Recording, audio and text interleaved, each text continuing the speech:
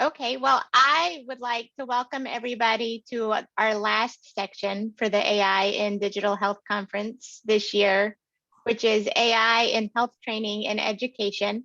We have 4 excellent speakers who will each speak about 20-25 minutes, and then we'll have a chance for a panel discussion at the end. And so our first speaker is Dr. Susan Fenton. And Dr. Fenton is an associate professor and associate dean for academic and curricular affairs at the School of Biomedical Informatics at UT Health. She's a fellow of the American Health Information Management Association and a registered health information administrator. Her research interests include workforce development, data management, ICD-11 adoption, and EHR optimization. Dr. Fenton, whenever you are ready. Thank you, and I'm so very happy to be here. Judith, are you prepared to run my slides today?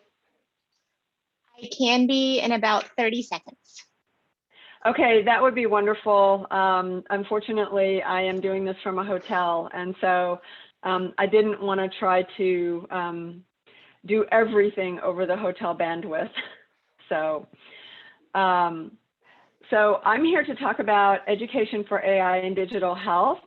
And at the University of Texas School of Biomedical Informatics, or SBMI as I will refer to it, we actually refer to this as our focus area of health data science. As soon as my PowerPoint opens, I will display your slides. I apologize. And they can get caught up. So my agenda for today is I hope to talk to you a little bit about exactly what, meaning when we say health data science, what are we referring to? Talk a little bit about how we came to those conclusions. Then the results. So what are the programs that we currently offer in health data science? What are the resources, including data sets, that we feel are necessary for our students in that area? And what some of the feedback from our students have been. So what? And yes, Judith, it was, it's that slide, yes. So when we decided we were going to build a focus area in health data science or machine learning and AI, we actually started with the end in mind, and we started this process in 2017. And it took us about 6 to 8 months to build this focus area because we engaged with our relevant faculty and went through a whole process. But as I said, we did start with the end in mind, which is we said when our students complete their training at SBMI in this focus area, what is it that we want them to be able to do? And so what you're seeing here are those competency outcomes for our students in the health data science focus area at SBMI. And you can see that they're fairly broad. We've reviewed them with our curriculum committee and with the relevant faculty at least once since we actually put this in place. And at this time, we have not found a need to edit them. So these are still our student competency outcomes. And when we think about student competency outcomes at SBMI, we try to think of what will the student be able to do when they walk out of the door. We know that they're going to need to have some foundational knowledge. We know that there's some of that level that we're going to have to share with the student, but we're really focused on when they get to an employer site, whatever that site might be, right? Whether it's in academia or whether it's out in industry, what will they be able to do? And for this focus area, we do have an employer advisory group to help us with this because we want to know when the students get to your place. What is it you want them to be able to do? So starting with the end in mind. Next slide, please. So I share with you a course description and a learning objective. This one is, and I know this is a lot of text, this is available on the SBMI website in our course catalog. This is our Methods in Health Data Science. So this is our foundational course in health data science. One of the things I wanted to share with you is that we, of course, are building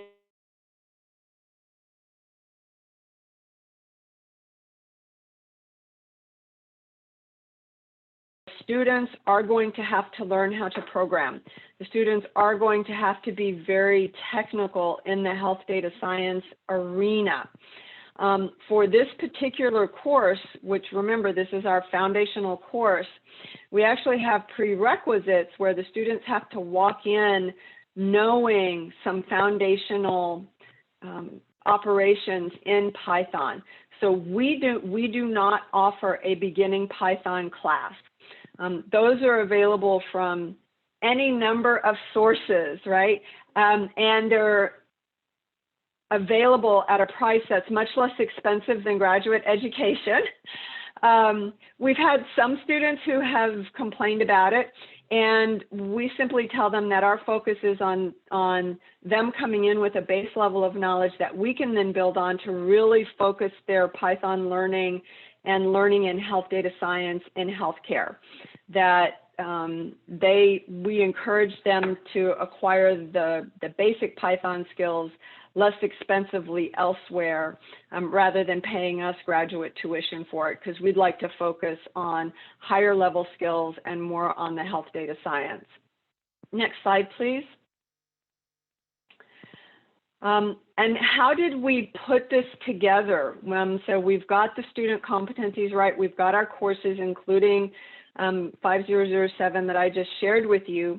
We did a competency and course mapping. So essentially, the faculty who teach the courses, who are heavily engaged in teaching for this focus area at SBMI, we put them all together in a room, and we gave them the student competencies, and we said, okay, now, what does this course do in terms of, where do we introduce for these competencies? Where do we reinforce knowledge and skills for these competencies? And then where can the student display mastery over these competencies? And so this is a part of that kind of mapping that we did.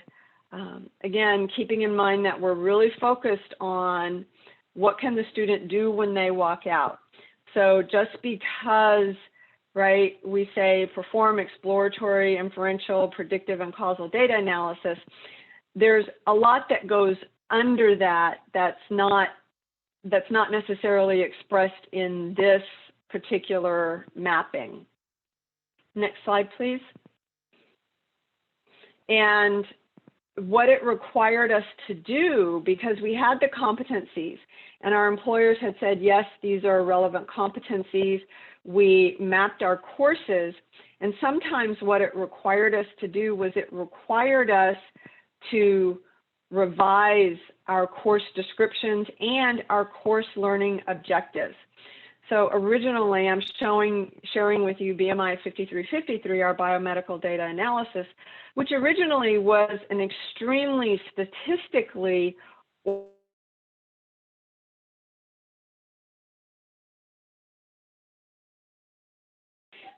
when we went through the development, we came back to this course and we said, we need to change this course. We need to turn it into more of a course that's looking at the entire data analysis process or pipeline, so that our students can understand how you go from that initial needs assessment to the final presentation of results. And that final presentation of results, those sort of soft skills, if you will, that is something that our employers have focused on substantially. They have, every time we go back and we talk to our employer focus groups, we talk to our employer advisory councils, they tell us we need people who can write well, we need people who can present well, and we need people who understand how to interact professionally. And so we have tried to weave that throughout this focus area, because these students, when they go into the different employers, if they have the requisite technical skills and they can demonstrate those soft skills at a higher level, we find them being promoted very quickly and being very successful in their jobs. Next slide, please. So that whole process that we went through, and what you see here is we developed a concept map. We came up with a view of our data courses, our health data science courses, and then the knowledge and skills that the students were going to acquire, and how that mapped from course to course, so that we had a complete understanding, and our faculty had a complete understanding. So this is not something that we did behind the scenes. This was something that they participated in. We had meetings about it. Do we need to change something? Is the emphasis correct? Is this how much we want to expose them to particular topics?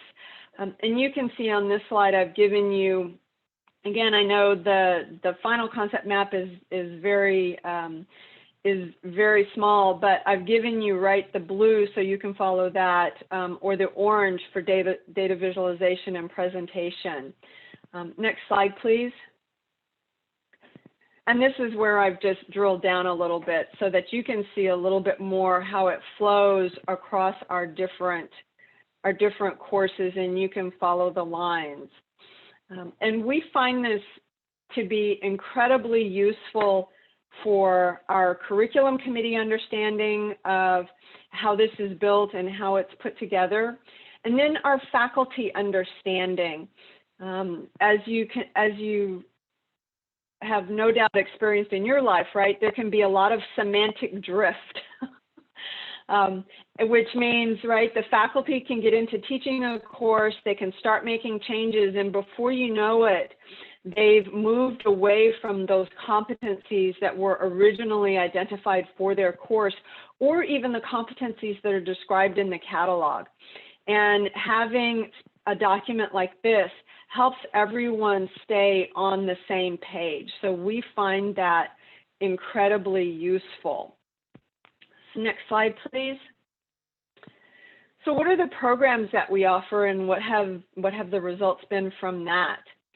So we actually offer a health data science certificate.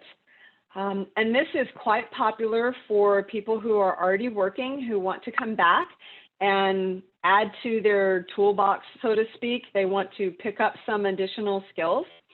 It's 5 courses, 15 semester credit hours. We are on the semester system. One course that's on here that you haven't heard about previously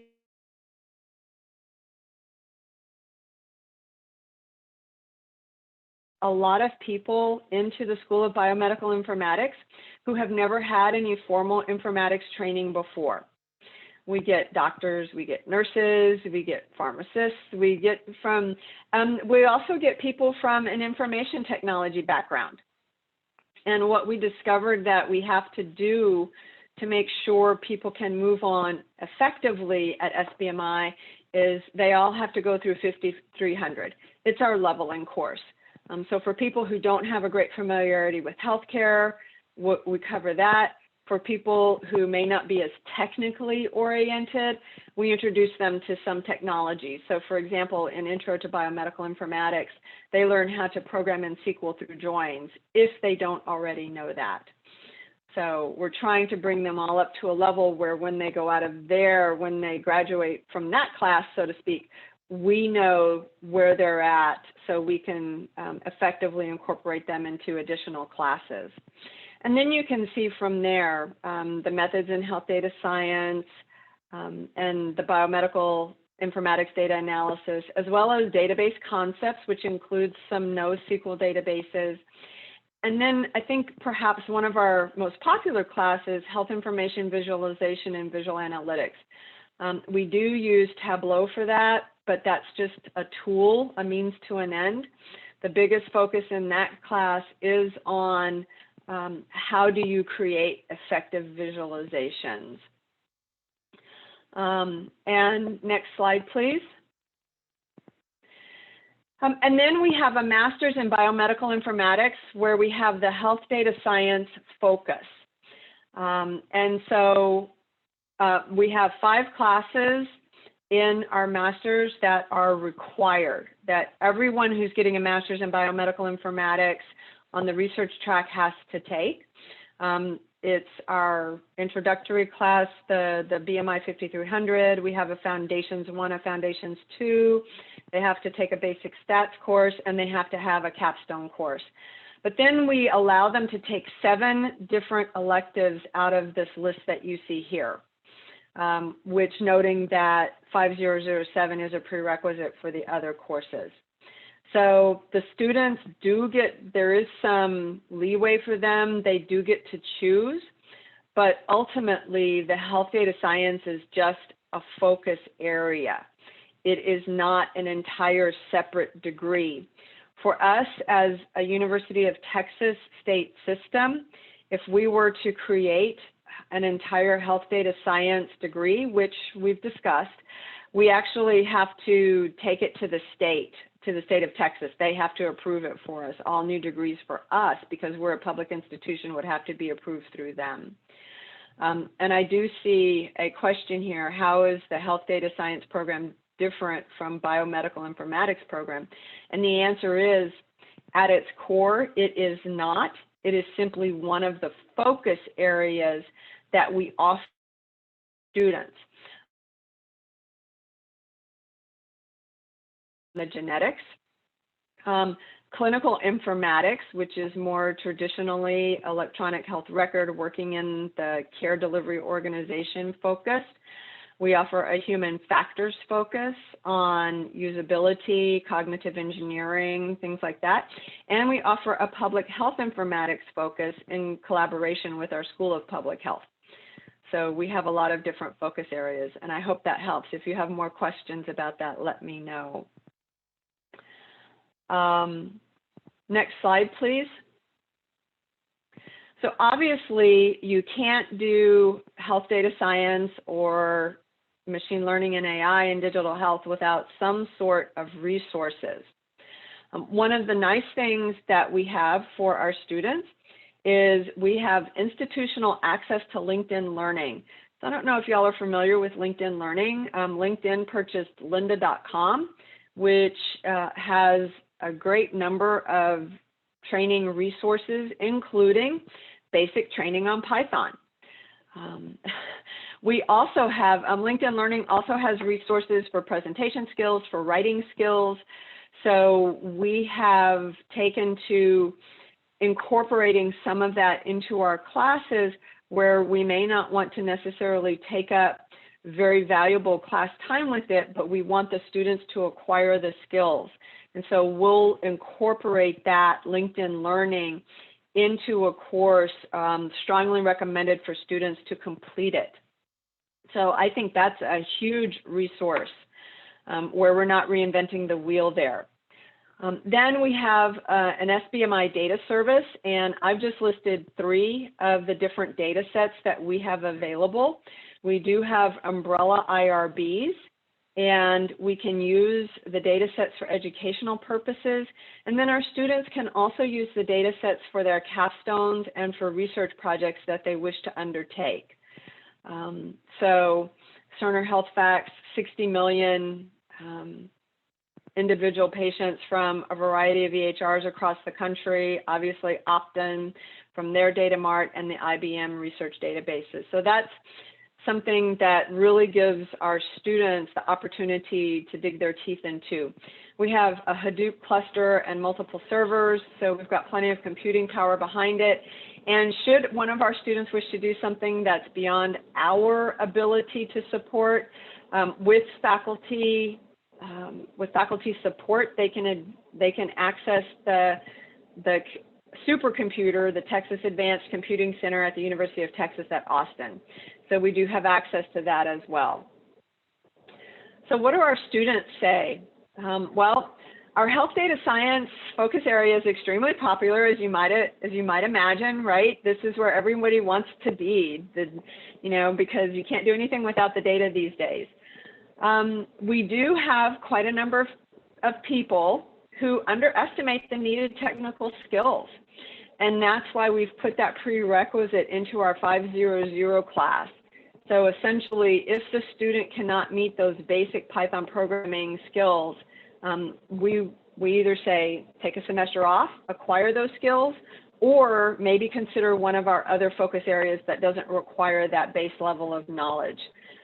We did go through, when we didn't have that prerequisite, we did go through a period where that 500 class resulted in, unfortunately, student failures. So I think, being very upfront about that, about the needed technical skills, that this is, if you want to do this, we're ready to help you do this, but you have to be prepared to put the work into it as well. Obviously, it is in high demand by our employers. We think we're fairly successful. Our students have won the MITRE Healthcare Anti-Fraud Academic Competition twice. So we're very, very pleased about that, where they were developing new algorithms to detect where fraud and abuse might be occurring in claims data sets. Next slide, please. So what are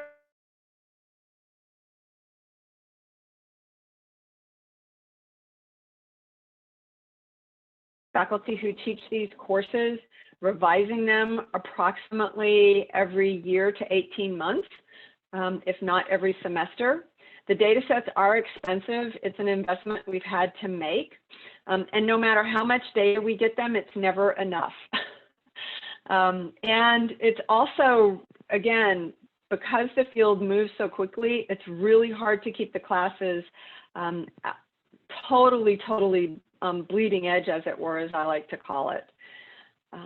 Next slide, please. So in summary, I would say if you haven't already done this, if you're looking to implement this, what is it you want the students to be able to do when they walk out? I think that's so important, not just theoretically, but what skills will you actually give them? Then how are you going to structure it to achieve those goals? And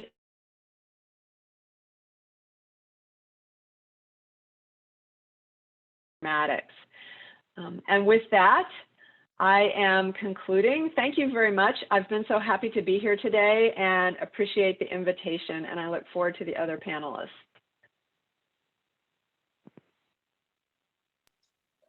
Thank you very much.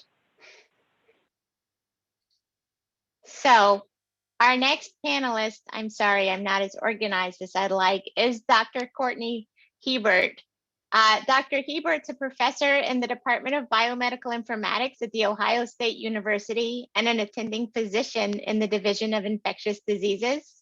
She is the chair of the Department of Biomedical Informatics Graduate Studies Coordinating Committee and leads all clinical informatics and public health informatics educational efforts for the department. Her research focuses on the secondary use of electronic health record data for research and quality improvement. Hi, thank you so much. I'm really excited to get to talk about our educational program today, and that was a great presentation, and I think I'm going to echo some of the sentiments, and I definitely learned a lot from that presentation that I think we're going to try to add to our whole restructuring program here. So what I'm going to talk about is actually restructuring our biomedical informatics educational program for students with a digital health and AI focus. 1 second. There we go.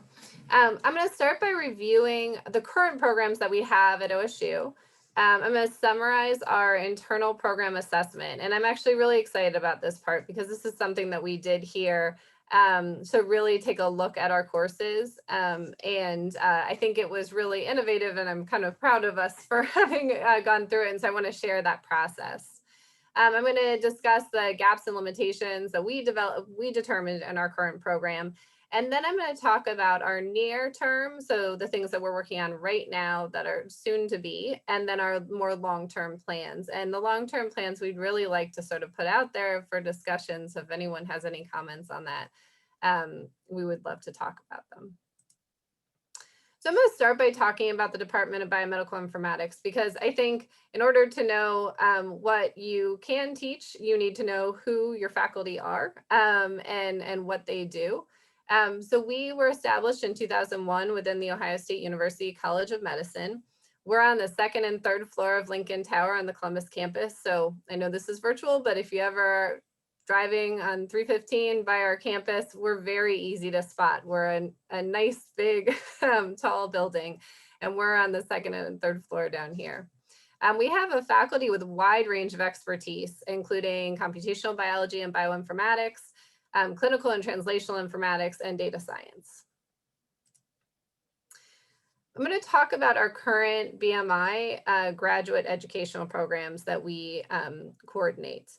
That includes an MPH, an MS in public health with a specialization in biomedical informatics, a graduate certificate in biomedical informatics, and then a biomedical sciences graduate program in the College of Medicine. We have a PhD, which has a specialization or research focus in biomedical informatics. I'm going to focus on these today as our current program. We actually do a lot of education throughout the whole College of Medicine. So there's other things that we take part in. One of them is in the medical school. In our curriculum, we actually have an applied health system science curriculum that involves informatics, and our faculty guest lecture in courses all throughout the university. So our master's program in public health is with the College of Public Health at OSU. This was established in 2007. It's ranked 24th in US News and World Report. They're a great partner for this curricula. They have MS and MPH degrees and multiple different specializations within the College of Public Health. But BMI is actually one of the 3 interdisciplinary programs. This includes veterinary public health, clinical translational sciences, and biomedical informatics. The biomedical informatics has had a master's specialization within this program since 2012. So just to clarify, when our students get this degree, they have a master's in public health, and then on their certificate it says with a specialization in biomedical informatics.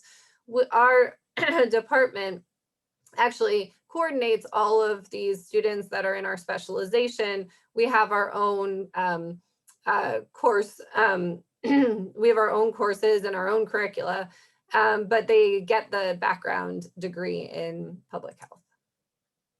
I'm just going to show you this really quickly. I know this is a busy slide, but this is our MS degree curriculum. And what I want you to focus on here really is that they take quite a few public health classes, and then they take this core set of biomedical informatics classes. They include our introduction to biomedical informatics, which is really a broad introduction to the entire field of biomedical informatics. Our introduction to research informatics, which is really an introduction to the tools used for research, the informatics tools used for research.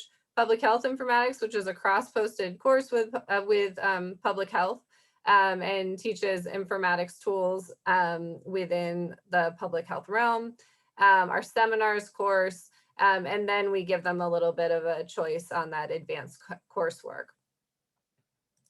The MPH degree curriculum is very different. It's from everything else. It gives a much broader public health background. And then you see similar courses from biomedical informatics in terms of the specialization. And then interestingly, which I'll talk about in a second, we have in the past, we've had a practicum and culminating project. They've recently been renamed as applied practice experience and integrated learning experience, but that's essentially what they are. Our graduate online certificate we've had since 2019. There are 4 tracks within our graduate online certificate: clinical informatics, clinical research informatics, health analytics, and translational bioinformatics. All the students take 3 core courses, followed by 2 specialization courses based on the track that they choose. They have to have an undergraduate degree, but they don't have to be part of another graduate program. So we often see healthcare professionals that are part of this course. So just to compare those 3 that I've been talking about, the MS and MPH are about 2 years, although sometimes our students take longer, especially if they're working. And our graduate certificate is only a year usually. Our graduate certificate is online only, but our MS and MPH are online and in person, at least pre-COVID.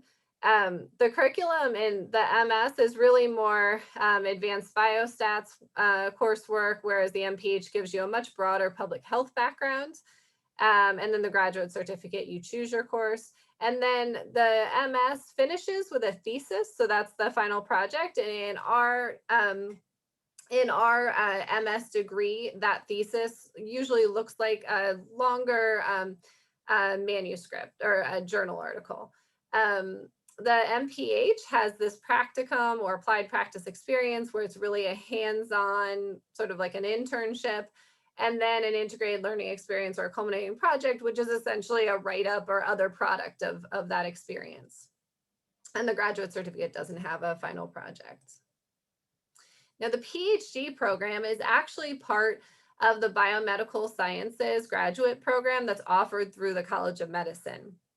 In this PhD program, they have over 300 faculty members from 19 departments across the College of Medicine, so it's very interdisciplinary. The BMI area of research, which is what ours is, was reworked actually for the 2020-2021 year. So we had previous, we had a previous area of research, but this one has really been clarified and reworked. We have the students take some core courses in biomedical informatics, and then they take biomedical science coursework.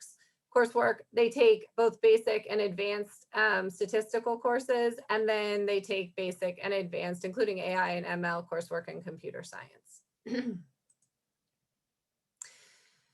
So those are our current programs.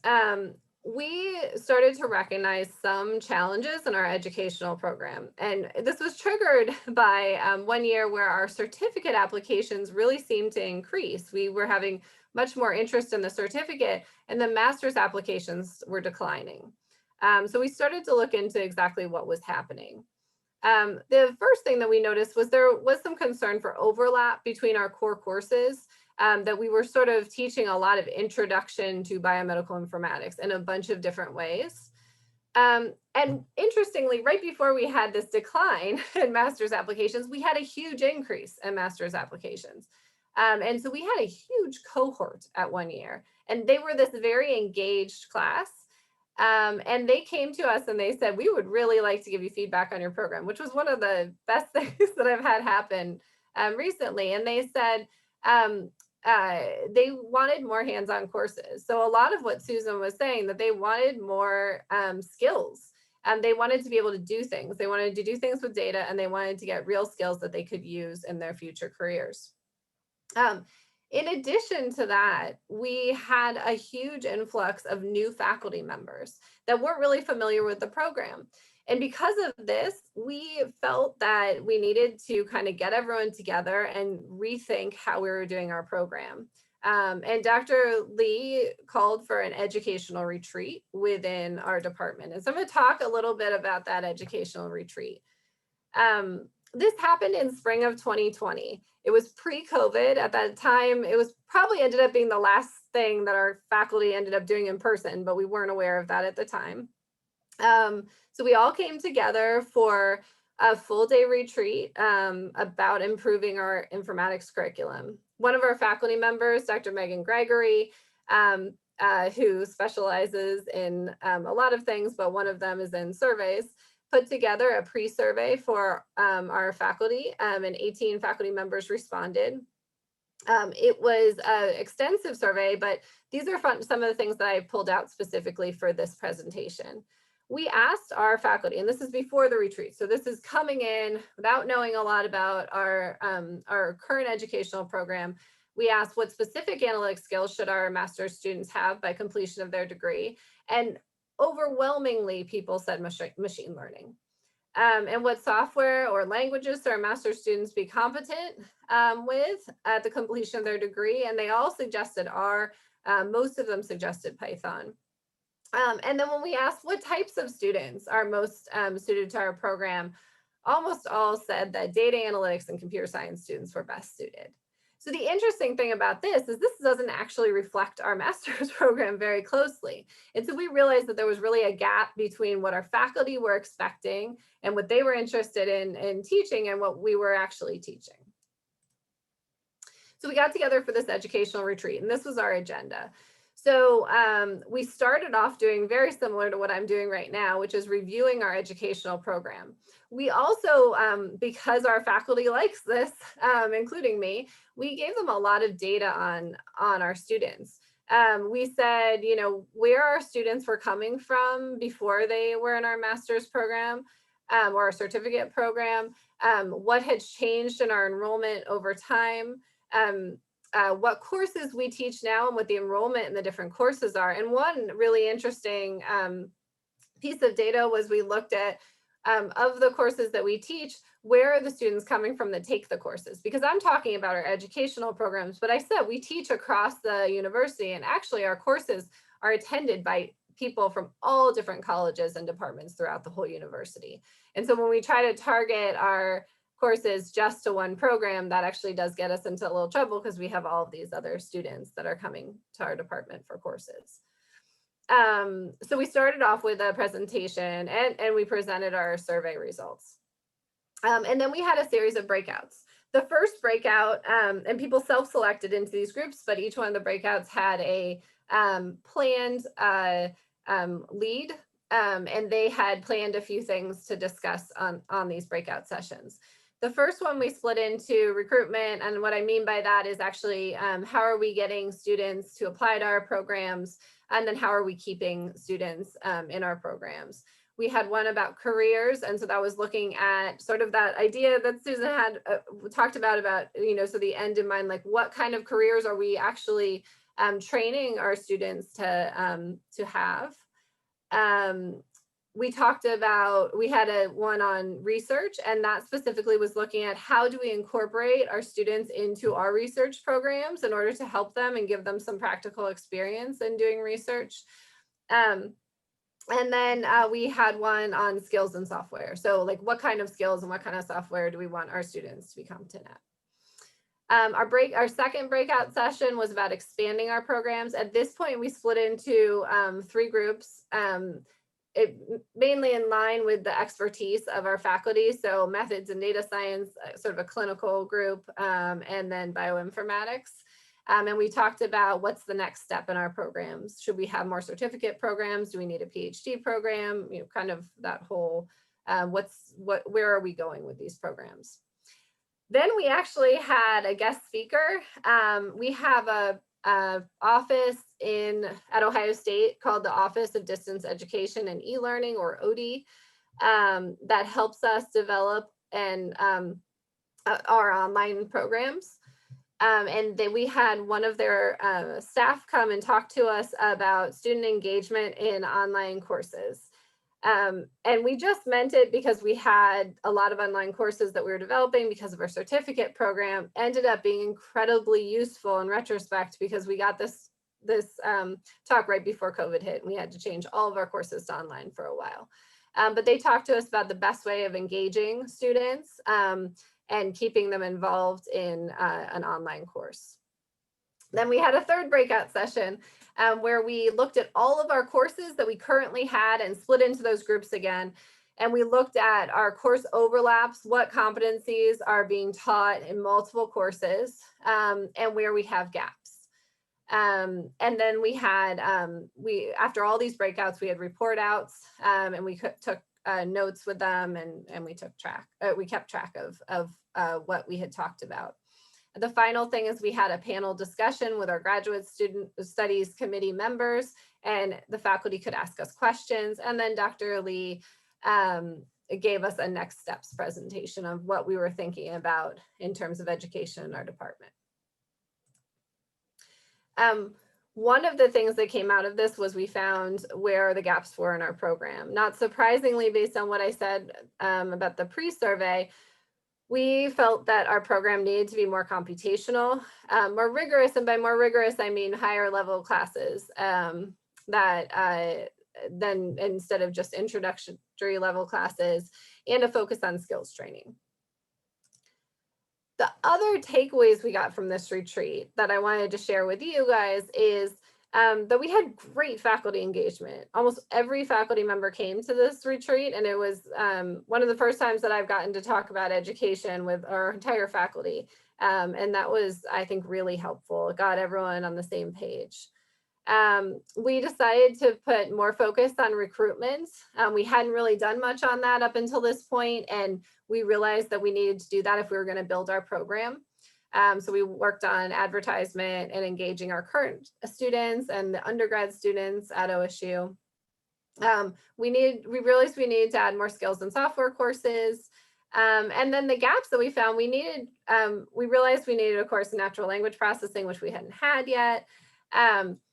We also came up with this idea of having more cutting edge classes, which the idea would be having more special topics classes that really deal with methods that are just developed. And the idea would be that we would be able to teach these just developed methods in a kind of a quick manner. We don't have to get a whole new class to teach them, but we can give that, training to our current students. And then we realized we needed more courses on machine learning and artificial intelligence, specifically application of these. So how did we start? Well, the first thing we did is we looked at our current curriculum and figured out what we needed to do to change it. Our bioinformatics curriculum was completely restructured. And we did in a very similar way that we discussed before, where it's the competency mapping, where you take the competencies that you want to teach and you take the courses and really look at where we're teaching these competencies, where there's overlap, and where we're missing things. And we restructured that whole thing. We created pathways based on interests, depending on what you were trying to do in bioinformatics. And we developed new courses on machine learning for bioinformatics and deep learning for bioinformatics. And specifically because we created these pathways, we were able to have a better sense, give a better sense to our students of you start here, you move to here. And we made sure that the first course was a prerequisite for the second course, and that you learned what you needed to learn for the second course. So you weren't taking courses out of order, and you weren't taking courses that were too advanced at that stage of your learning.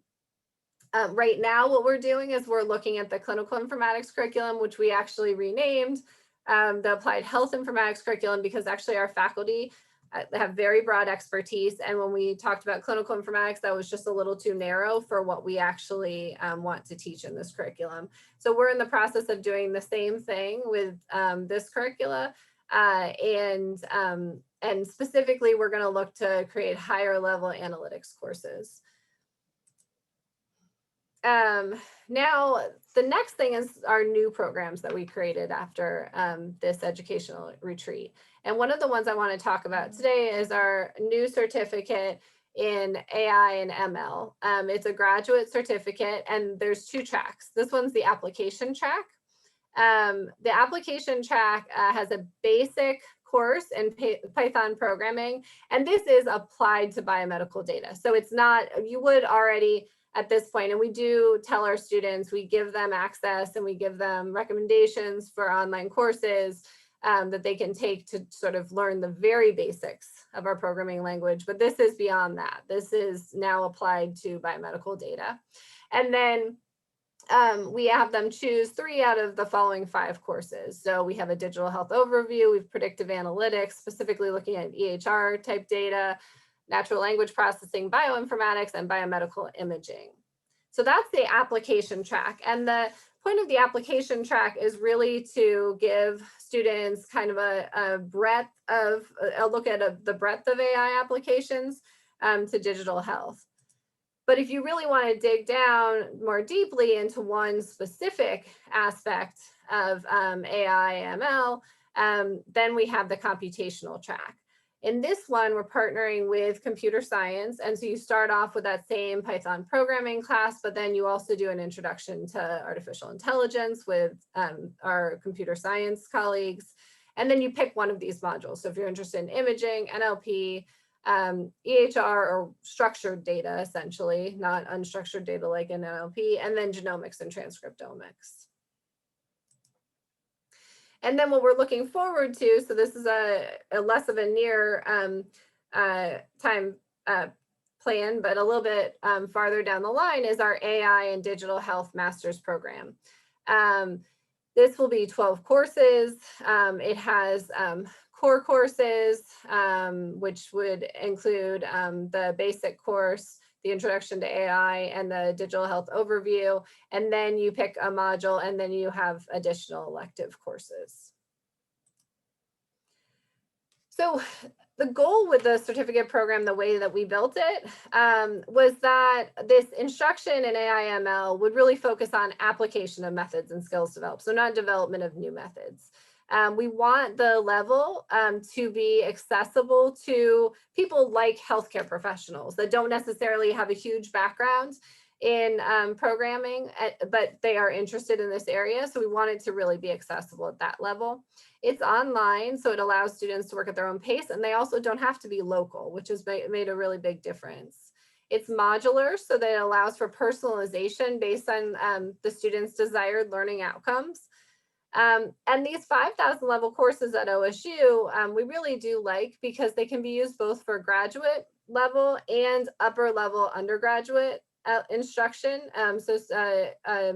You know, fourth year undergrad who's very interested in this and this course can take these courses as well. And that has been a great addition to our courses. We actually have many undergrads take our courses.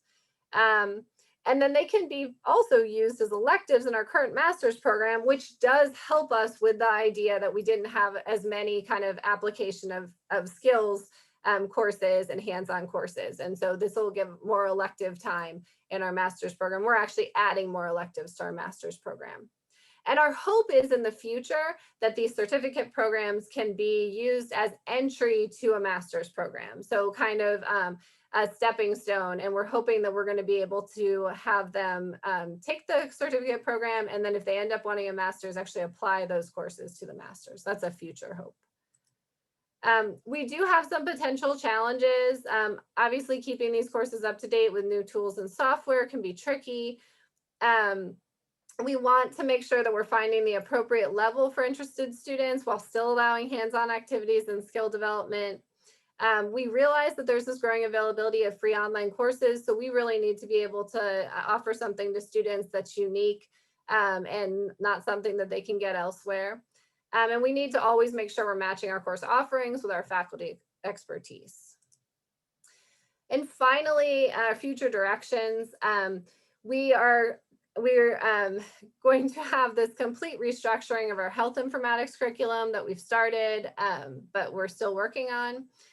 We're focusing on expanding our undergraduate offering, especially in AI, ML, and bioinformatics. We're really excited about that. We have a huge undergraduate at OSU.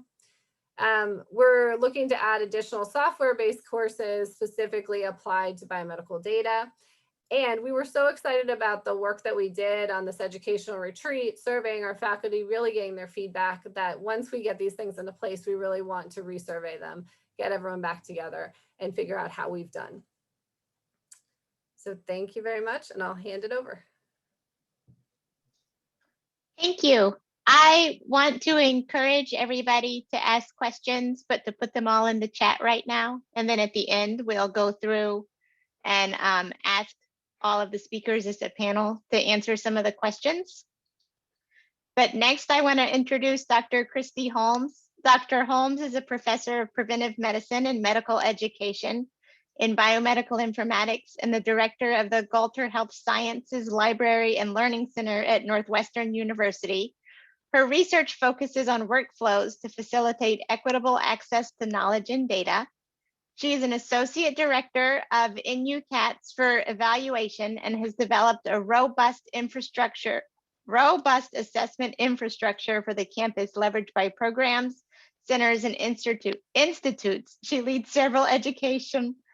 Oh my gosh, I'm sorry, Dr. Holmes. She leads several evaluation and continuous improvement efforts and maintains a keen focus on new routes of digital scholarship and meaningful impact. Okay, great. Thank you so much. It's just such a pleasure to be here today.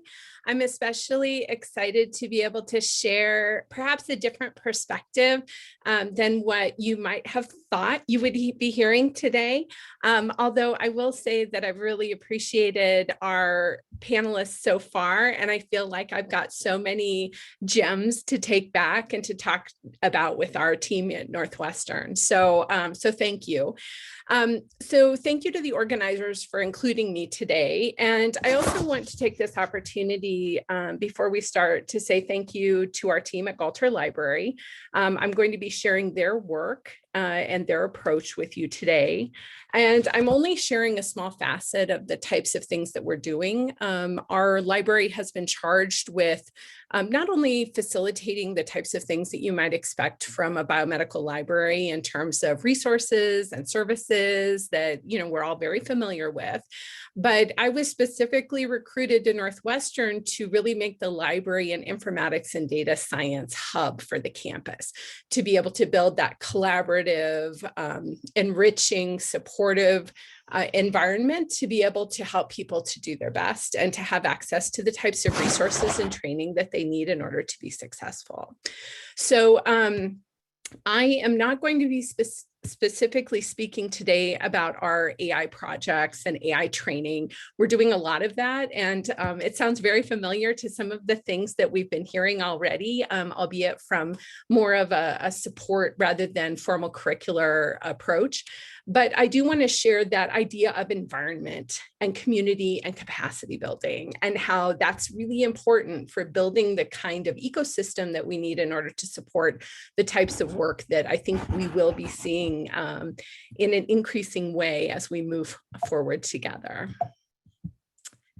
So there is no shortage of research lifecycle diagrams, and this is just one. But what I wanted to do was to make a specific comment in the context of research life cycles and then this drive toward increased openness.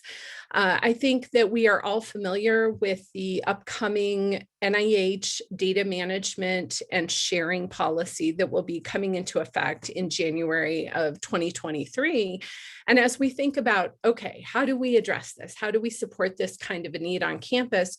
We're really thinking about it much more openly and broadly in terms of open science. So we want to create a culture where we're able to support openness at all levels, not just ticking the box of compliance, but also being able to help our investigators, our educators, our students be able to get their research, their science, the types of activities and products that they're producing openly accessible, and to help them get credit for it. And so you'll see that as a recurring theme as we move today.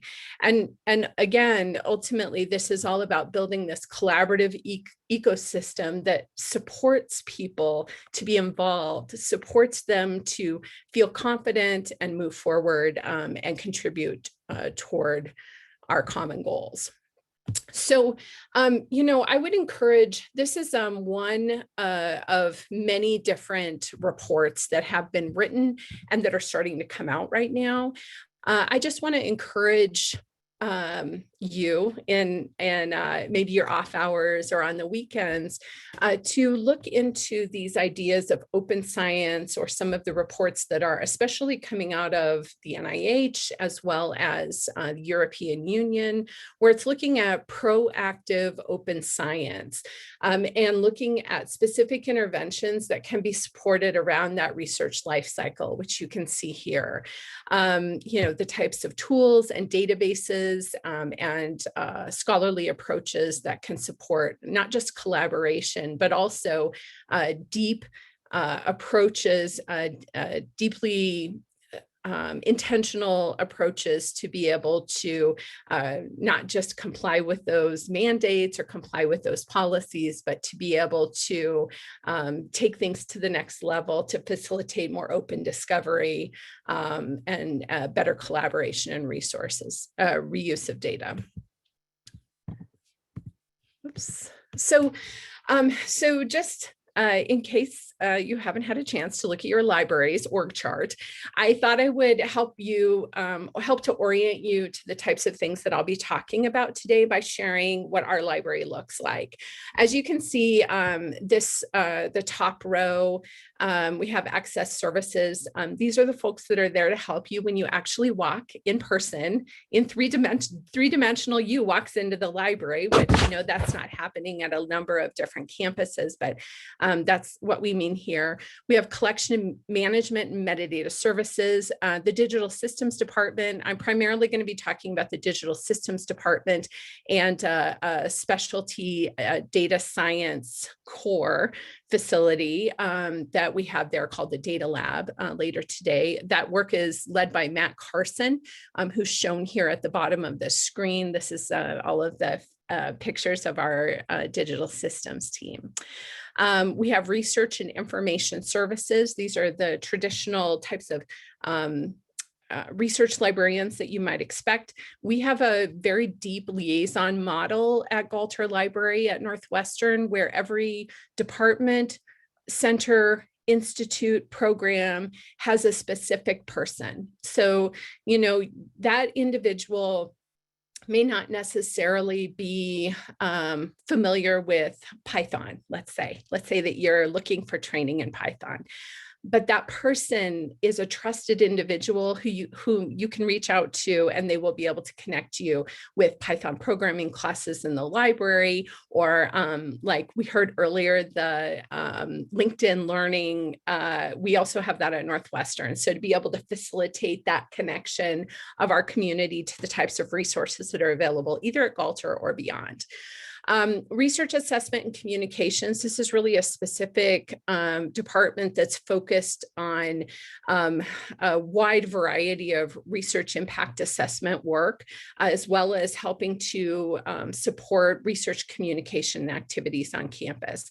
We also have a specialty core facility for services here, the metrics and impact core. It's a highly technical core. We're doing a lot of reporting, dashboarding, heavy duty analytics and visualization, and I won't be able to have enough time to talk about that today. And then special collections. And so, underlying all of this are the partnerships. Nothing would be possible without the collaboration that we have, not just in our research groups, but as well as in the partnerships that we enjoy at Galter. So I mentioned Galter Data Lab is a specialty data core that we have at the library, and it's really looked at focusing on collaborative innovation, training and development, and then being able to connect our community to the types of resources and services that they need to do their best work. It's really great being so my background is in biochemistry. And I have to say, I feel so lucky that I stumbled into the library space, because it's an opportunity to think deeply about so many different types of interesting science, but to be able to do so from the perspective of empowerment. So, it's less about, let's think about the specific research question, and it's more about what kind of infrastructure is necessary in order to connect people to the types of resources and services that they need? How do we support our new graduate students on campus? For our early stage investigators, how do we make sure that they feel comfortable writing their first R01 grant? Those types of things like that. So, it's actually a really fun fun space to be. So as I mentioned, the Galter Data Lab has 3 specific areas of work that we're focusing on. This work is led by Matt Carson, who I mentioned earlier, through a free data clinic service. The team provides consultation and training for all stages of the research data lifecycle. They link researchers with experts who can help to resolve issues on campus if the questions are slightly more technical. As you might imagine, we get a number of questions, let's say about biostatistics. We can provide consultation support on some of the more basic things, but we have a biostatistics consultation core. And so what we feel like our space in this is to connect people to training, connect people to, basic questions, and then to be able to drive people into those core facilities that are specifically in place with the expertise to be able to handle any level of question that the individual or team might have. We also have a wide variety of courses that we're teaching to try and support community engagement. We sponsor training events and workshops that support best practices related to data management, reproducibility, compliance with those data sharing policies, open science, and a wide range of technical topics. And then we also have a number of services and projects that reflect a commitment to good data practice and collaborative culture through various innovation projects. And so I'm going to be talking with you a bit today about some of these innovation projects and how we're leveraging them to build community and capacity. So the first one of these is the Personas project. This really was developed in order to better understand the translational workforce. So we often use that term, translational workforce, but have we deeply looked at the kinds of motivations, needs, challenges that these individual roles are having so that we can more finely tune our interventions to support those kinds of needs. So this work was done through the Center for Data Health. It's now being expanded through a CTSA collaboration with NYU, University of Virginia, and OHSU to add more of these role types here.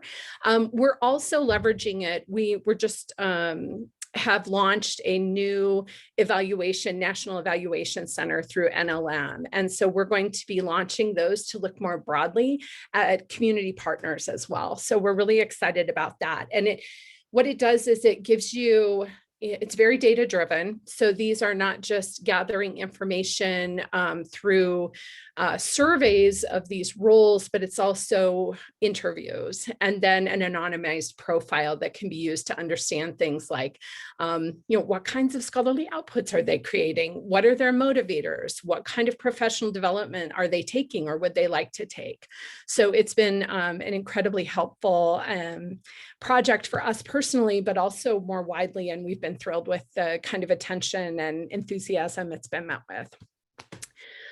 For anyone who I've worked with before, you know that this is a personal interest of mine, is trying to make sure that we have ways of recognizing the contributions of the entire team. So authorship, I do not have time to get into all the problems in scholarly communication today, but I will say we are all familiar, especially those of us who are playing technical roles on teams, to know that sometimes author order or even authorship in general doesn't reflect these very critical contributions to the team. And so we've been doing a number of things there. We have contributor role ontologies that we've been working with. We've been very actively involved with the credit taxonomy, which many of you know from submitting manuscripts and grant proposals and things like that. And then we've also just been sharing how we feel. So this is one of the more recent papers that we published earlier this year, just thinking about authorship in general. Is authorship sufficient? And thinking about the different technical and social aspects of that and how they might work together better. So we're doing a lot of this work now through the Attribution Working Group, through the Force 11 community. It's an international collaboration and has just been a really fascinating opportunity to be able to learn and grow from hearing from so many different perspectives. And it's been a good check for me to remind myself that I am very deeply steeped in the academic medical space. And so it's been good to hear from other domains, and I appreciate that. So we've also recently, in the last year, were awarded a project to be able to support clinical data research workflows. This was through a grant from the network of the National Library of Medicine, Greater Midwest region.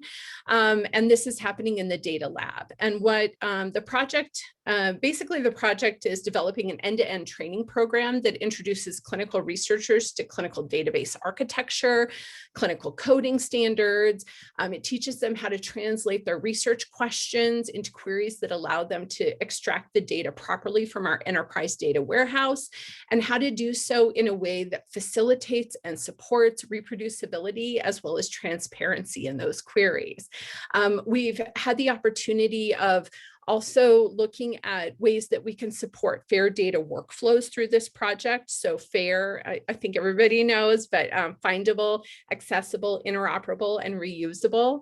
And so that's been a really nice opportunity for us to be able to meet a critical need, that translation between the people who are positioned to ask clinically important questions and the data analysts and the data team with the enterprise data warehouse who are actually charged with interpreting that and helping to ask the question through the system. And so this has been a wonderful opportunity for us to collaborate with our enterprise data warehouse.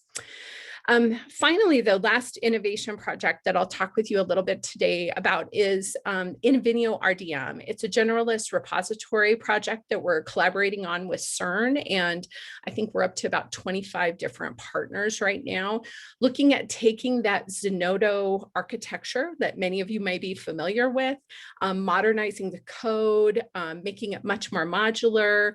It's now based on Python, and it's also, I think, at least for me, one of the most exciting aspects is that it's turnkey, like actually really turnkey, not just saying that it's turnkey.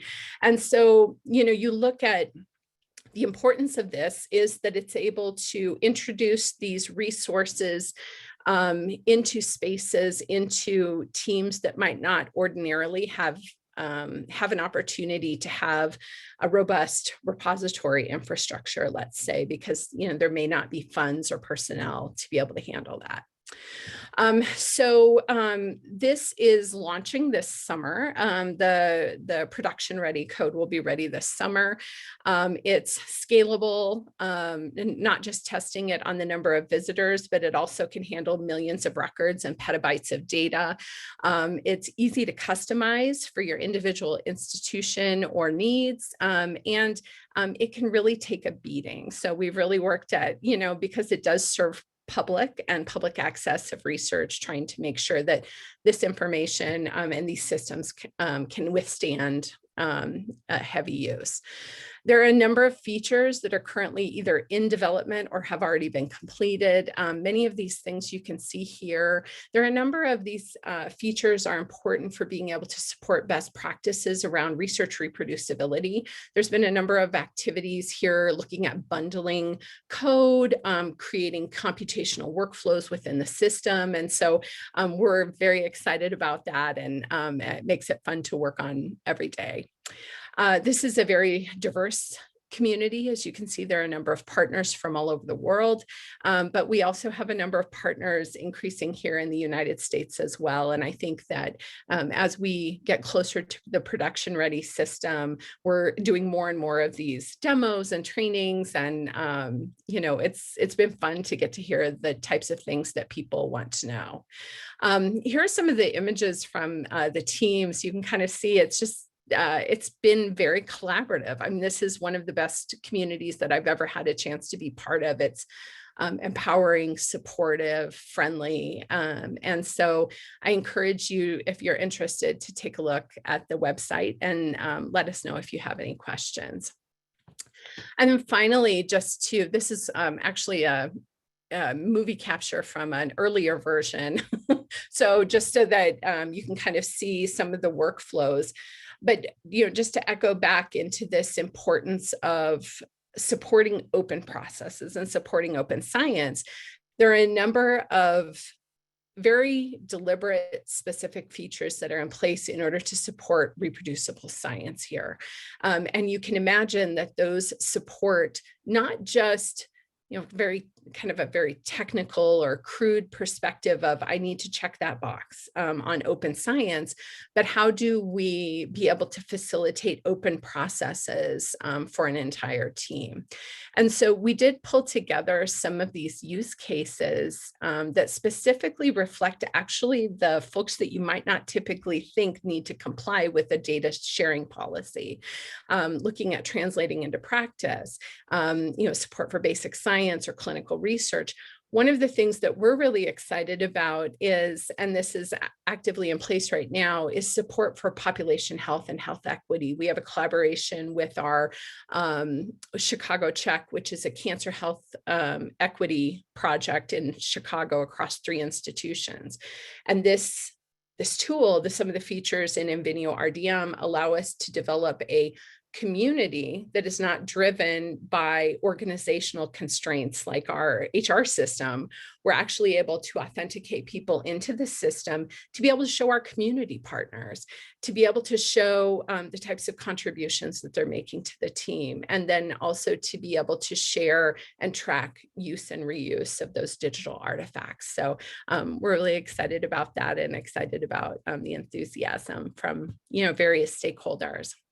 So it's probably very evident I have come to you with an agenda today, and that is to encourage you to open up these conversations on campus too. Sometimes it can feel like we have a heavy burden to carry, as we're meeting these compliance and these regulations and these requirements, especially for education. But the library is here to be a willing partner, and I want to encourage you to think about reaching out. I want to close with a piece that was written earlier this year by Daniela Lowenberg, which really echoes this idea of working collaboratively together, and and how do we think about those workflows to support today's science? I think we've seen a profound shift, and especially in the time of COVID, and how we're working together and openness and all of these wonderful things. And so, I expect lots of good work to continue to happen. So we're very fortunate to have strong support through a number of different funded projects, and even more exciting, some really wonderful collaborations. Our team is listed here. I will tell you that I did not have time to talk about, there are deep collaborations on metadata across the entire group.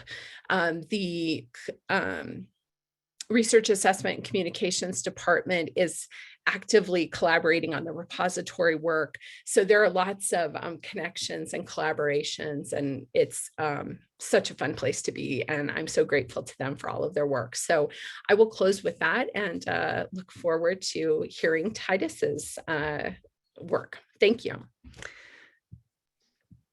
Thank you very much. So our last presentation this morning is Dr. Titus Schleyer. Dr. Schleyer is a professor at the Center for Biomedical Informatics at Reagan Street and the Indiana University School of Medicine. He is a fellow of the American College of Medical Informatics and the American Medical Informatics Association. He leads the Indiana Learning Health System Initiative, which is focused on using everyday patient care data to improve the health of and healthcare for people in Indiana. He is also focused on making information from various sources more accessible and useful to clinicians. Thank you, Judy, for the introduction.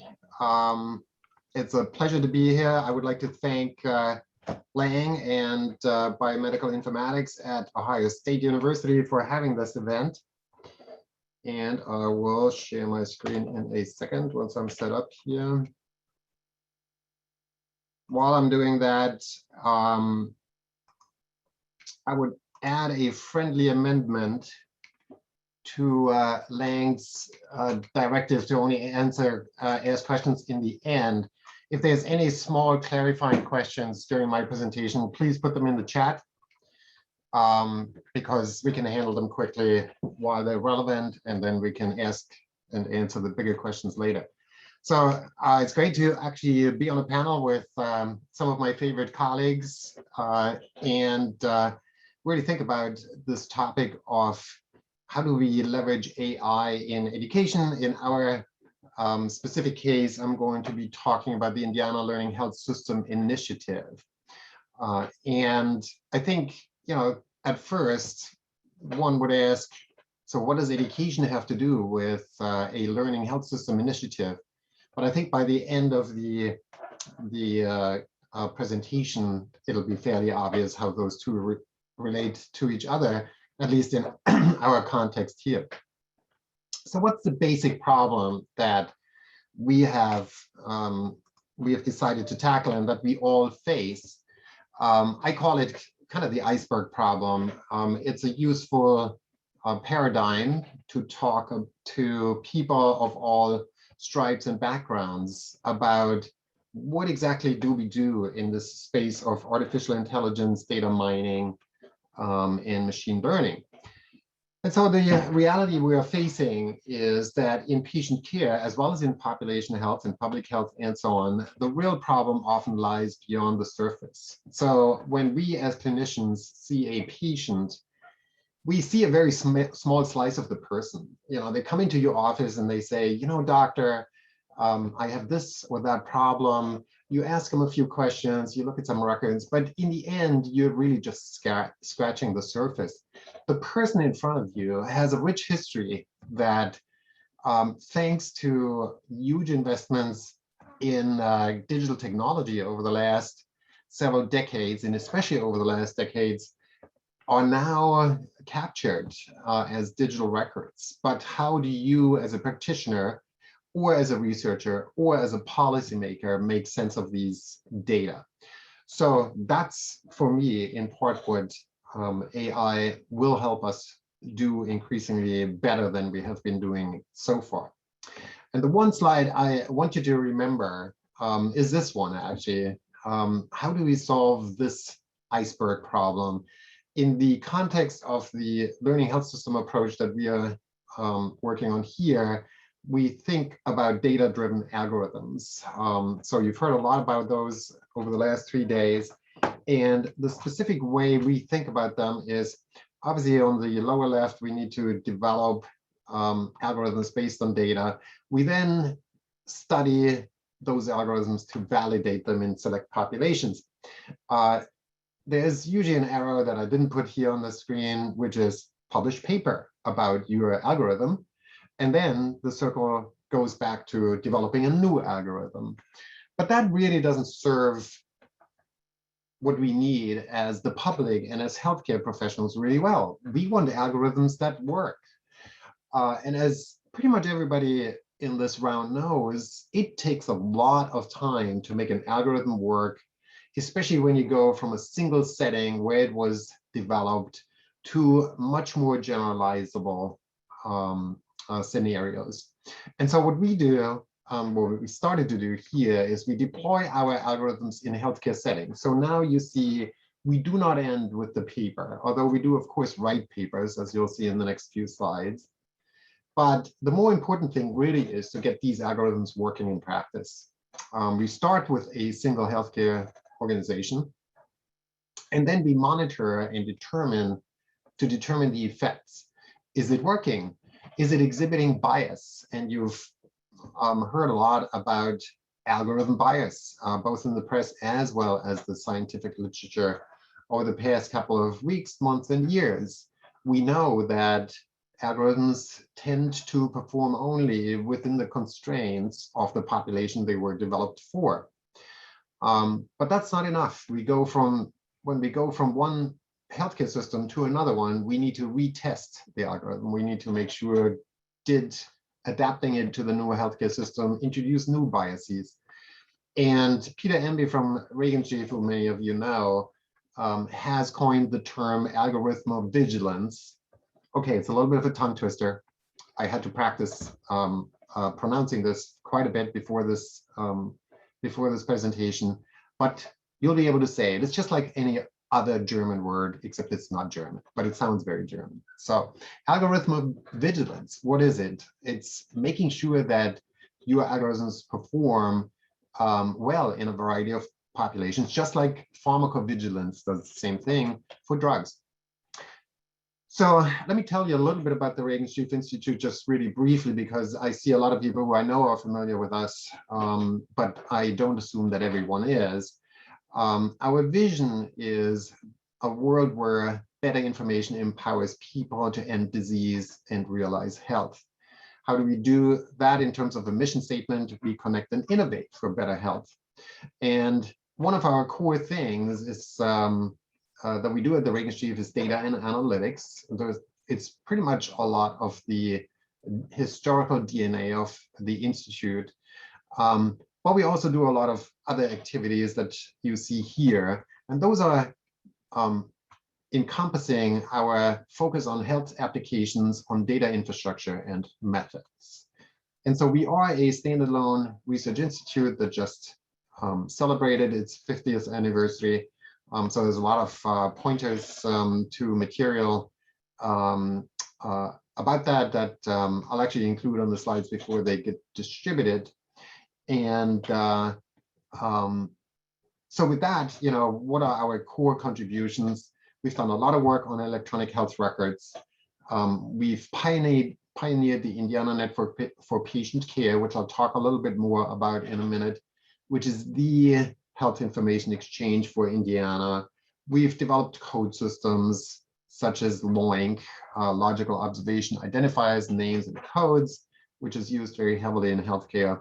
And we've done a lot of work in the global health informatics space. More recently, we've also focused on fast healthcare interoperability resources. I'll say a few words about those in a few minutes. And then, of course, the Indiana Learning Health System Initiative is one of our newer activities.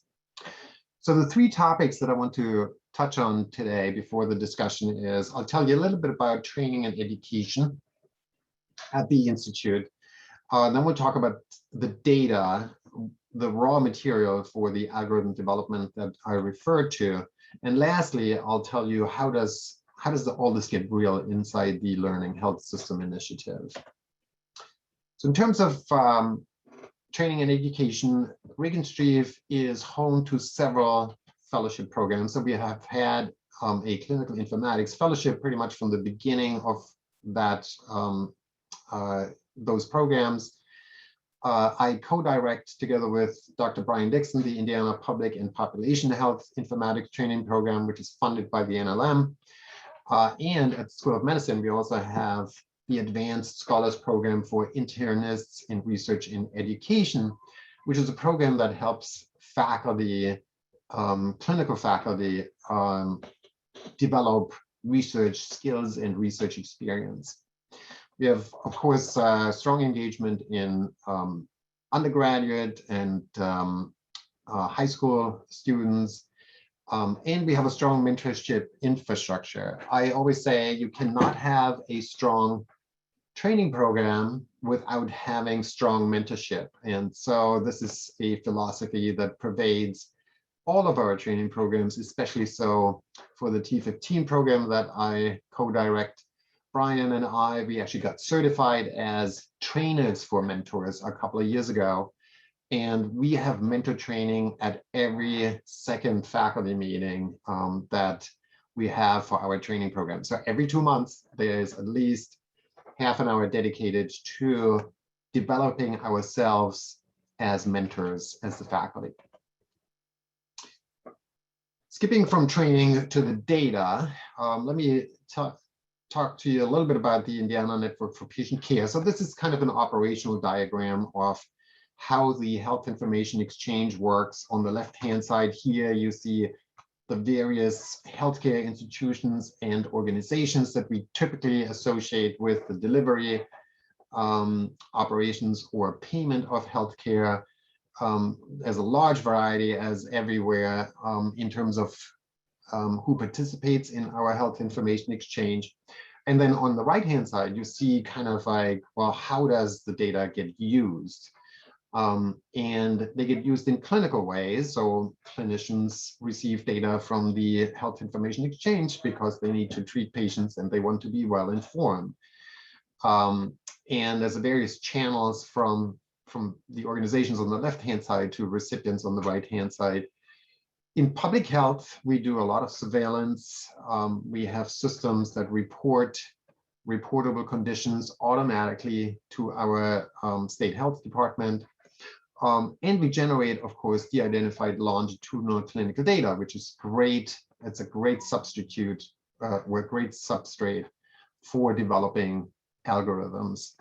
And all of these data for research are in repositories that many of you are familiar with. For instance, the Odyssey CDM model, also have it in I2B2 format, and we support a variety of research activities for that. I already mentioned that the INPC is the oldest and one of the largest health information exchanges in the country. It was actually started in 1988 or thereabouts. In Indiana, we have over 100 separate healthcare entities providing data. Recently, IHI, the organization that manages the INPC, merged with 2 other health information exchanges. So now we also are starting to integrate data from Michigan, as well as one other previously standalone health information exchange in Indiana. So in Indiana, there's only one big health information exchange now, which of course is great for data completeness, and the data assets, as you can see in the lower half of the screen, are quite significant. So last and third and last segment here is, what's the Indiana Learning Health System Initiative? I'm sure many of you have read about learning health systems and the Learning Health Systems Initiative concept. So I'm not going to belabor that, except for one single point, and that is the Indiana Learning Health System Initiative is really a market-focused rather than an institution-focused endeavor. So what do I mean by that? In very colloquial terms, I say there's no reason why any patient in Indiana shouldn't get the treatment they would get at the Cleveland Clinic when they walk into any healthcare setting in Indiana. And you know, people look at me kind of funny and saying, you mean that all of Indiana eventually should behave like the Cleveland Clinic does? And I say, yes, that's exactly what I mean. You know, eventually the care in Indiana in general should be at such a high level that you would say, well, why should I go to Cleveland, to the Cleveland Clinic if I can get the same or similar treatment here? We are not close to that. But I'm hoping that we will make significant progress towards that in the next few years. And when you think about it, you know, most places where you get healthcare in the United States are not the Cleveland Clinic.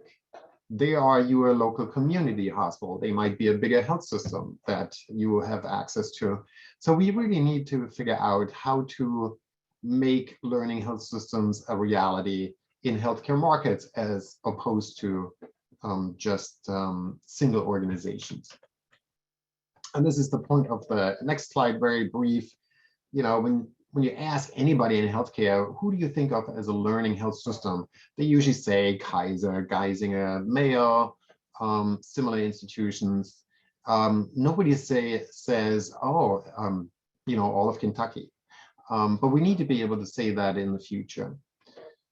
So how is our Learning Health System Initiative structured? It's multi-institutional, multi-organizational. It is led and coordinated by the Regenstrief Institute, but as you know, we are not a healthcare provider, so we have no control over what happens to patients in any of the health systems that we work with. So we do work with health systems, and some of them are listed on the left-hand side. We also have academic collaborators at the School of Medicine, so that makes the School of Medicine a collaborator. We also work a lot with people at the Fairbanks School of Public Health. And then, of course, the Indiana Health Information Exchange is a strong collaborating partner. Last week we actually got a paper accepted by the Learning Health Systems Journal entitled "The Indiana Learning Health System Initiative: Early Experience Developing a Collaborative Regional Learning Health System." So you will see that come out in print in the next few months. I had a smile when one of the reviewers said, "You know, this is too early to report on this. You're only 3 years old." It started about 3 years ago. But fortunately, the editor of the journal disagreed and said, no, this is actually a relevant subject to talk about, because there's a lot of lessons to unpack from trying to create a market-based learning health system initiative. And in some other talk in the future, I can talk about ad nauseum about those challenges, but that's not the focus today. So what are our strategic aims in general? We want to help improve community health, help drive quality improvement, help hospitals develop a culture of safety to the degree they don't have it yet, improve attitudes, perception, and engagement, and also lower costs. So those are kind of motherhood and apple pie statements that you'll probably see in many, if not all, lists of goals of learning health systems. How does that relate to the topic of the conference, algorithms and AI? So not too long ago, we made a decision to focus our Indiana Learning Health Systems Initiative work on data-driven algorithms. So it has the components are data as well as algorithms. And I'll tell you about 4 projects that fall into that category. First one is Health Start, and rather than go through the details here, let me just show you the screen.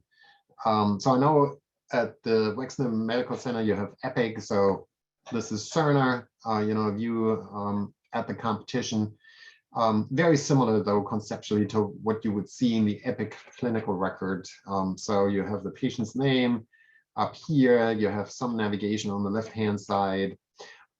And here in PowerChart in Cerner, you can root around to look for useful information about the patient. This happens to be in the emergency room. So imagine somebody coming in with chest pain, and you've done your work in PowerChart, you've looked at stuff. So now you wonder, well, is there anything else that is relevant for this patient? In order to access the Health Information Exchange, you would click on CareWeb, which is this button at the top in the center. And then you would open up CareWeb in a separate browser window and be able to look for information about the patient there. That's all fine and good, except that takes quite a bit of time. You have to imagine kind of some super record composed of all the records for a patient. You have access to that through CareWeb, but it also takes time to root through them.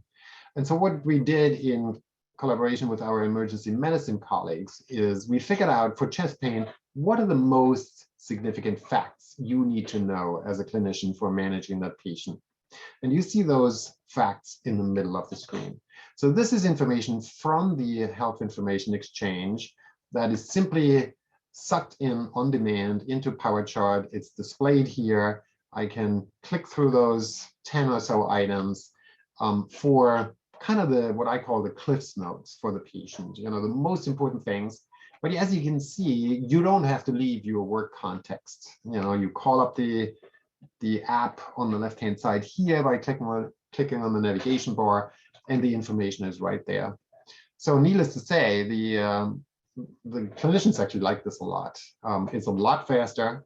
It takes the information retrieval time down from 3 to 4 minutes to 10 seconds. Actually, right now it's about 5 seconds.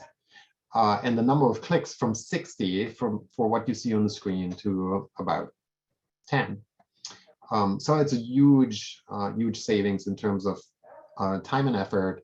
We're currently evaluating this project at scale since it has been rolled out to all 15 iHealth EDs with a grant from the Agency for Healthcare Research and Quality.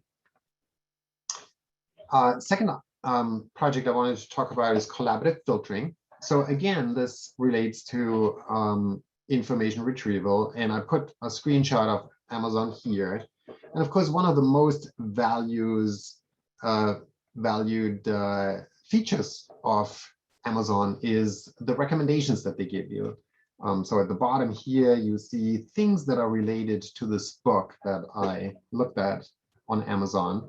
And rumor has it, there's no hard and fast data from us available to us in this. Rumor has it that Amazon's revenues to a degree as large as 30% depend on these algorithms.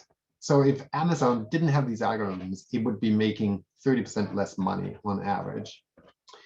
So, you know, what do these algorithms do? They help us retrieve information faster. There's less cognitive friction. There's more clinician efficiency.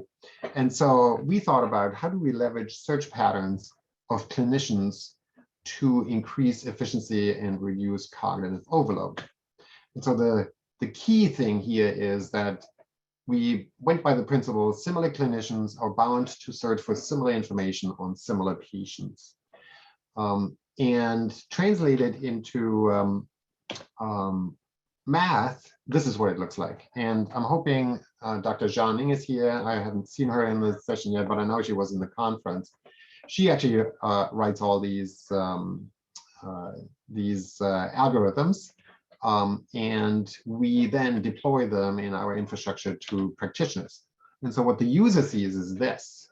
They have a search box. They can put in the search term.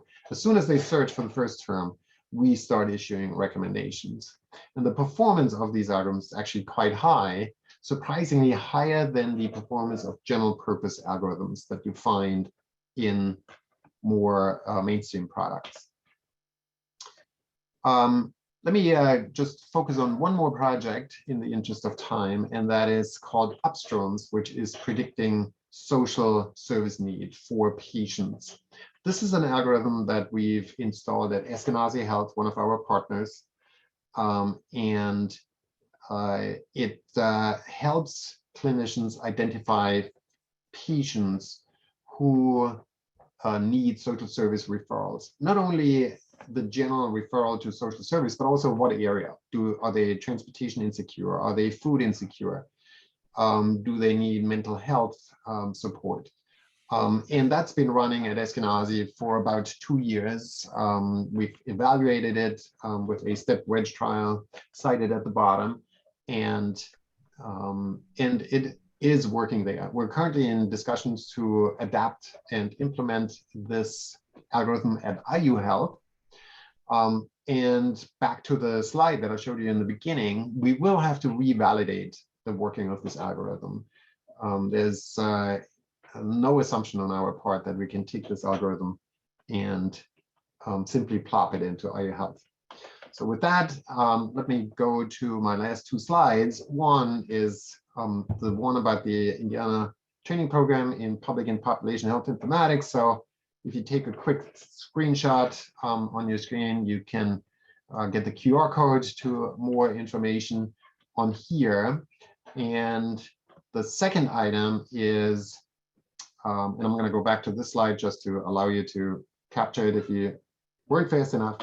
Second item is just a few days ago, the AMIA call came out for the fire applications competition that we have at the annual symposium. This is a 4-year-old event that I helped create, and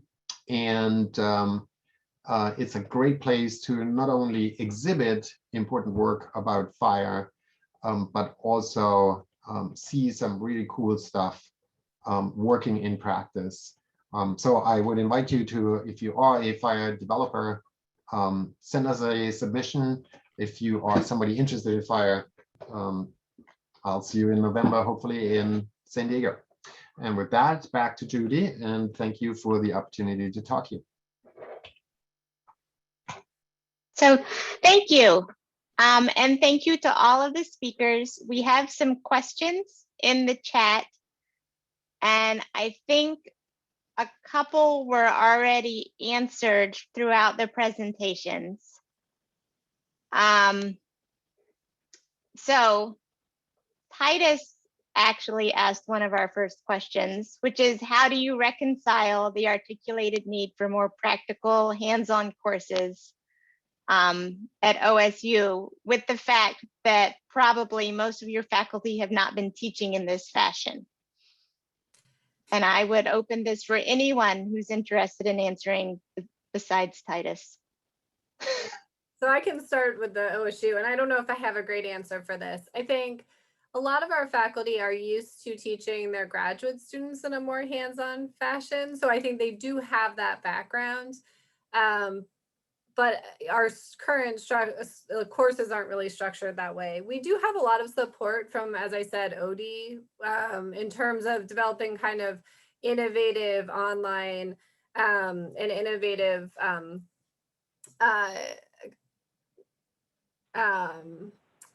modules that we can do within our educational system. I think the hardest, and so we've done some of those. I think the hardest thing is getting access to software for doing hands-on stuff and data. So I think maybe that's where other people could comment on, because it sounds like they have more access to data, but that's kind of what we're working on now, is trying to figure out how to make sure all of our students have access to an environment, software, and then actual data to do something with. So maybe I'll jump in next, just to comment on Courtney's most recent comment, which is this idea of having access to things. And so this has been a great opportunity for us to partner with our campus. We have what we affectionately call the research pod. I know that they have this at Washington University as well, but a cluster of high-powered machines that are loaded to the hilt with research software, anonymized data sets. And then we also have connections so that people can access various sources of data in the campus environment. That's kind of a facilitated concierge sort of experience, so that we don't have people just randomly hitting certain data sources, but we're helping to facilitate that.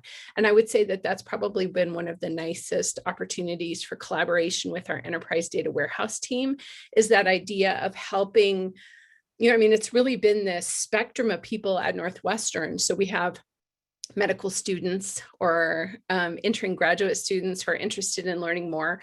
We also have senior level faculty members who also want to figure out, what is this all about and how do I leverage it? And so, having the library where we are constantly interacting with these various different stakeholders in different ways, it provides kind of an entree into those conversations. And, we also have the infrastructure in place that we can set up courses, workshops, journal club sort of activities, and just keep the conversation going.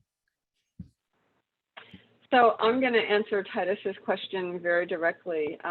We have a team of 4 people who we call our educational technology team, and their job is to support both students and faculty. And we have 2 persons on there who are instructional designers. So when we sit down to develop the course and we say, here's what we want the students to be able to do when they walk out of that course, those instructional designers have, like we're experts in informatics, they're experts in that, and they can help those faculty. So obviously they don't have the content expertise, but they can help those faculty understand how to appropriately and effectively use the educational technology that's available to them to achieve the outcomes that the faculty want to achieve. So we do provide our faculty support. And I would say every time that we're doing a rework of a class, that faculty member gets a semester or more advance notice to rework it. So we don't say, by the way, in 2 weeks, when classes start, you need to revise that. We have it set up so that they have time to do what they need to do to revise the course and to make the changes we're asking for.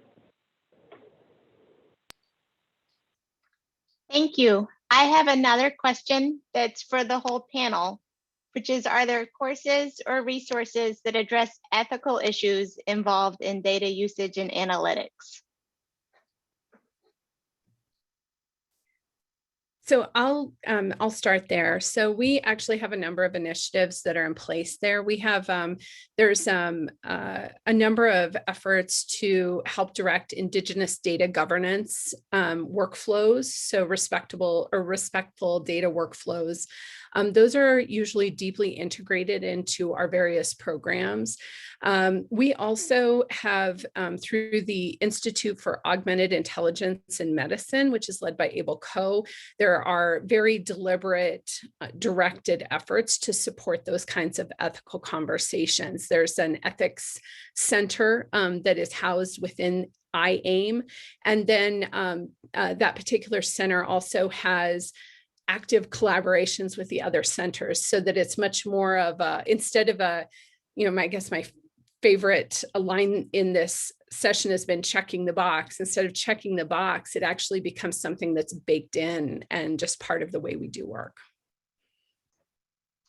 Yeah, we have a Center for Bioethics at IU, which also offers a graduate curriculum. So there's actually a master's in bioethics offered by that department.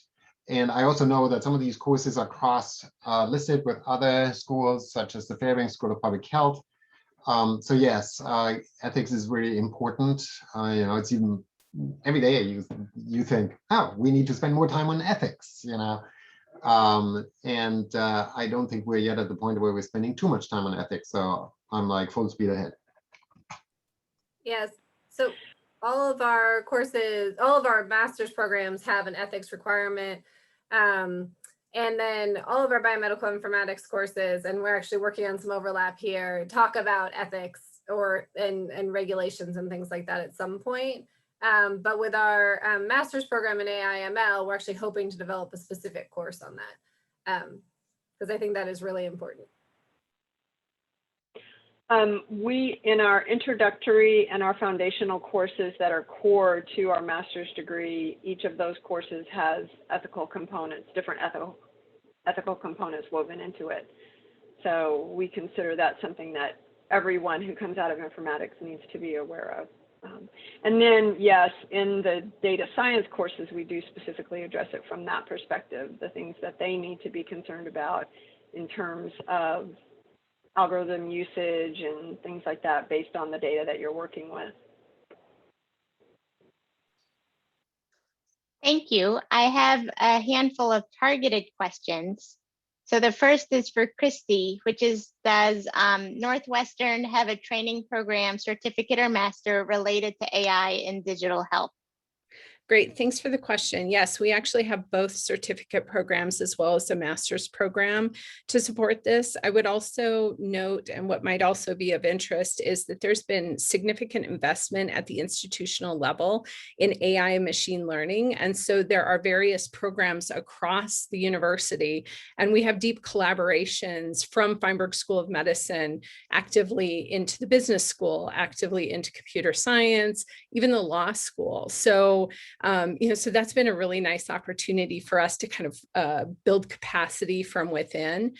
The other thing that I would mention is that there are some specific training programs where they've developed they're just gems on campus in terms of looking at trying to tailor this big topic of AI machine learning, which can be hard to get one's hands around, into very deliberate interventions and educational opportunities so that those fellows and trainees can get what they need in order to leverage the technologies in their day-to-day work.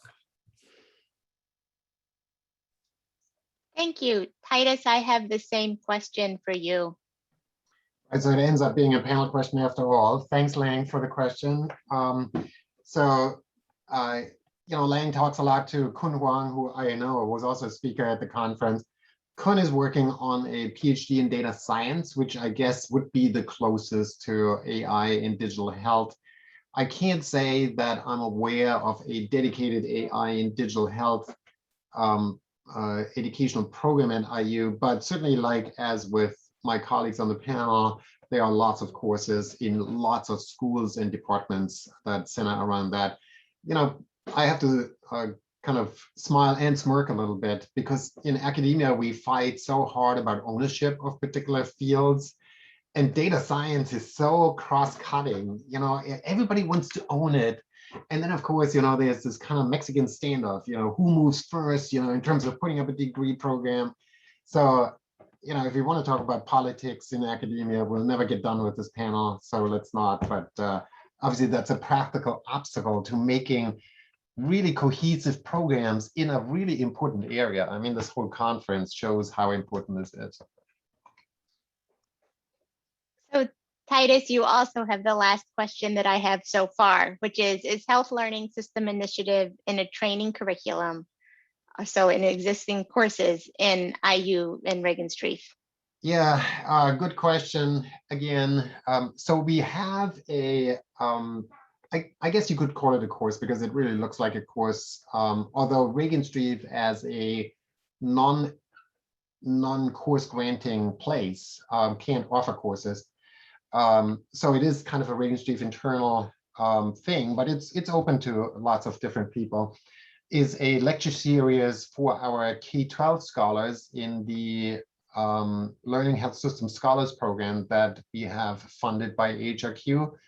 And that is a series in which I also participate with multiple talks, which elucidates kind of the learning health systems concepts that we want trainees to get in that program. I said it's really open. I've had graduate students from our other programs in there. There are clinicians in there who actually aren't even part of any program. So it's always a wonderful way of discussing learning health systems topics. I obviously we're in close contact with Chuck Friedman at the University of Michigan, which has a really bona fide learning health system program. And obviously that's something that we're thinking about lots more about collaboration and so on, because getting people trained in basic learning health systems concepts and maybe having them work in a practical environment as ours would be a win-win situation. Good question. So are there any more questions for our panelists? I do want to speak up a little bit. This is Lang. Thank you so much for wonderful talk and a question and answer as well. I have a final question. I think this is largely related to the vision in the future. In terms of developing training program in the AI digital health area, what do you think there's one thing missing or challenge or opportunity in the next couple of years?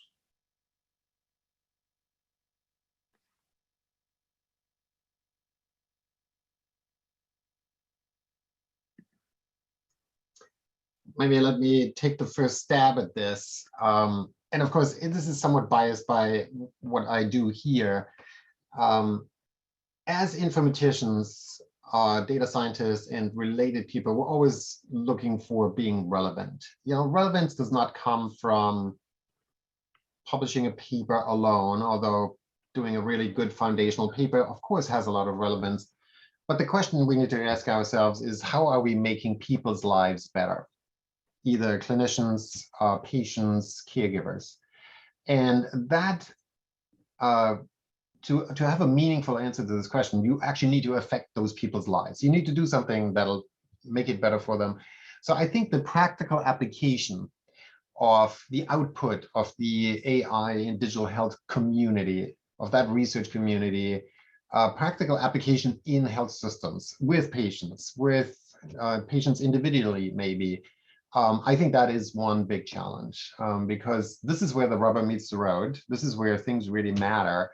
But as those of you who work with health systems know, it's really not easy to go from the idea of a new application to something that you can walk into a hospital at your health system partner and you see it at work. It can be done, but it's certainly an uphill climb. So I'll jump in, taking it from Titus on how this works in the hospital environment. and thinking about opportunities that I've observed, taking it to the community. So I think, you know, when we look at the opportunities that are presented by data science and informatics in our academic setting, there are rarely opportunities to see how they can impact the way that people are living every day.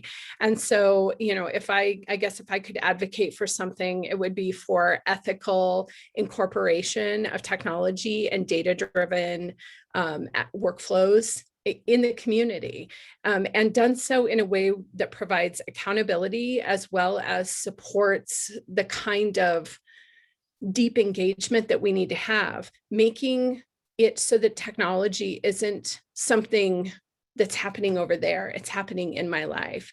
You can do that through lay summaries and lay level ways of engagement. You can do that through integration of technology and data science into community settings, you know, thinking about public libraries, thinking about, you know, regular offices or the doctor's office, you know, those types of things where people might visit. So, I mean, I think the health equity aspect of this and getting this into real people's lives so that they can think about it in practical and active ways is an opportunity that I'd like to explore and see more work in. So I think those are great in a way, building on what Titus said. I think we were sort of caught between two different constituents right now. So we have an awful lot of providers out there who really have little to no idea of what it can or it should be doing or how to handle it effectively. And I think that's a challenge that we have to deal with. And then I think we also don't necessarily understand what the consumers want or need at this point. I think that's something that we have to struggle to understand. There have been some surveys that have been done in this field, and people say, well, up to a point, I want something to help my provider, but ultimately, I want my provider to be intimately engaged in that. And so making sure that we're sort of threading that needle, because I think it's going to be a fine line to walk. So I think that's going to be a real future challenge.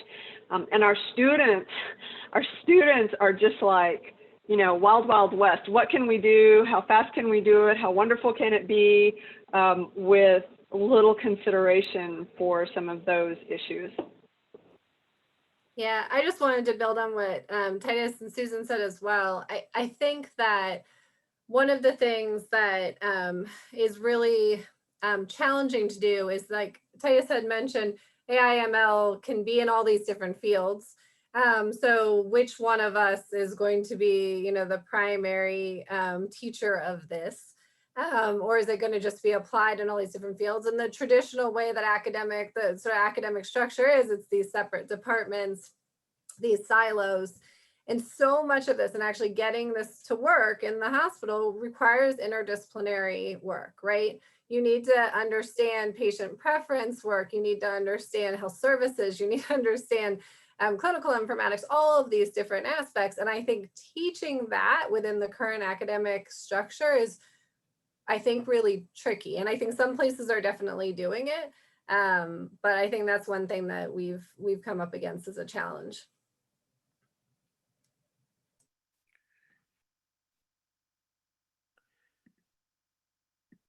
It's a great discussion. I'm actually echo all of the comments you have.